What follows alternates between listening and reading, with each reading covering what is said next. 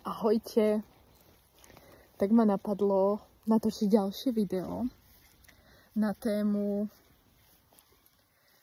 na takú zaujímavú tému, kde vlastne, v ktorej som si dlho šla, a to, že nemala som rada veľa ľudí. Vlastne, ako to povedať, že ja som sa vlastne začala tak ako sťahovať do seba, čo na jednej strane je fajn, ale na druhej, keď som mala byť vlastne v spoločnosti viacej ľudí, alebo niekde, kde je viacej ľudí, tak mňa to tam normálne, že zožieralo, že ja som tam úplne strácala samu seba a potrebovala som stade čo najrýchlejšie vypadnúť a byť zase sama. A ono na jednej strane to bolo fajn, že som si držala ten svoj priestor, ale proste potom som si časom uvedomila, že tiež to je nejaký druh neslobody, aby som ja nemohla niekam ísť len preto, že tam je veľa ľudí. Veď v podstate, keď ja si držím samu seba, tak ono je to jedno, kde som. A vlastne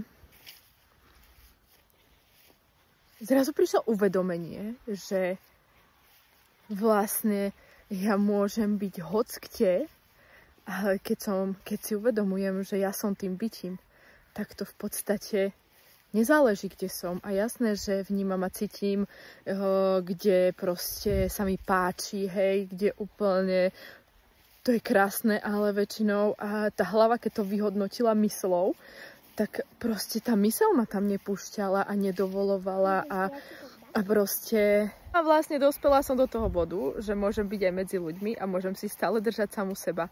A veľakrát aj z toho davu práve, keďže som všade a to bytie proste sa rozprestiera proste tam vonku, tak vlastne vždy aj z toho davu príde niekto, kto tam so mnou vládi a úplne to tam zapadne a nemám vôbec pocit, že som tam proste... To boli také zvláštne pocity a nechce sa k tomu už ani vracať, proste na čo.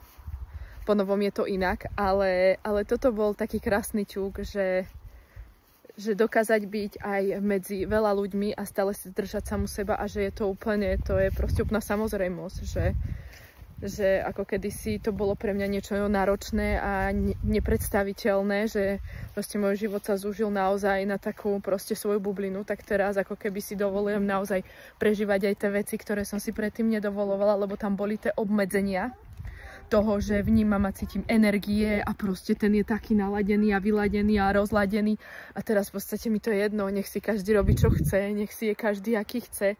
Lebo proste si držím seba a proste je to pohodičke a a potom v podstate sa to ladí na teba. Tam, kam prídeš.